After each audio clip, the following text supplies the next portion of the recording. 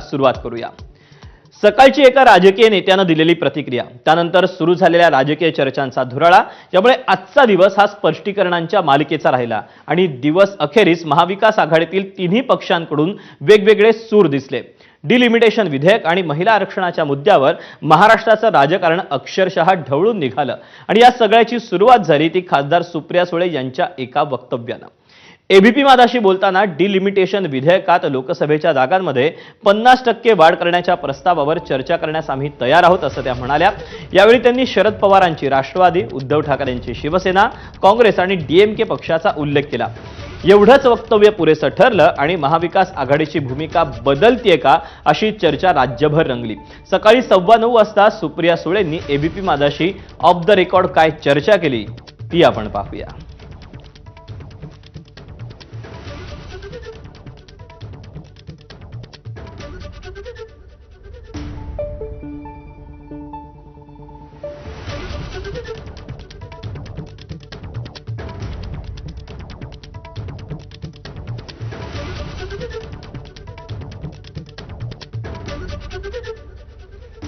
तेव्हा एका वक्तव्यानं दिवसभर चर्चा रंगलेली होती, ती म्हणजे महाविकास आघाडीच्या भूमिकेची आणि यावरून मतदारसंघ फेररचना जी होते त्यामुळे इंडिया आघाडीत मतभेद आहेत का असा प्रश्न देखील राजकीय वर्तुळात चर्चेला गेला।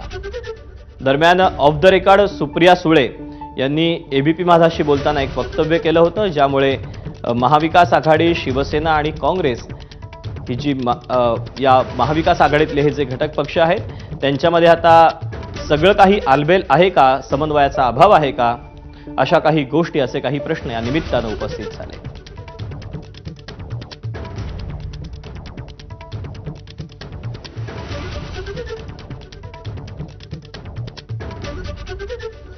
सुप्रिया सुळेंनी ऑफ द रेकॉर्ड म्हटलं, सकाळी 9:15 वाजता मतदारसंघाच्या पुनर्रचना विधेयकात देशात 50% जागा वाढल्या, शरद पवारांच्या राष्ट्रवादीचा विधेयकाला पाठिंबा असेल।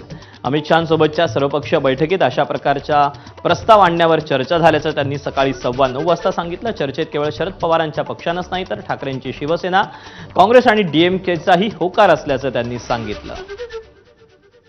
ही सगळी गोष्ट होती सकाळी 9:15च्या दरम्यानची। सोमवारपासून संसदेचं हिवाळी अधिवेशन होते आणि या अधिवेशनात विधेयक आल्यास पाठिंबा देऊ असं त्यांनी ऑफ द रेकॉर्ड म्हटलं होतं सकाळच्या दरम्यान।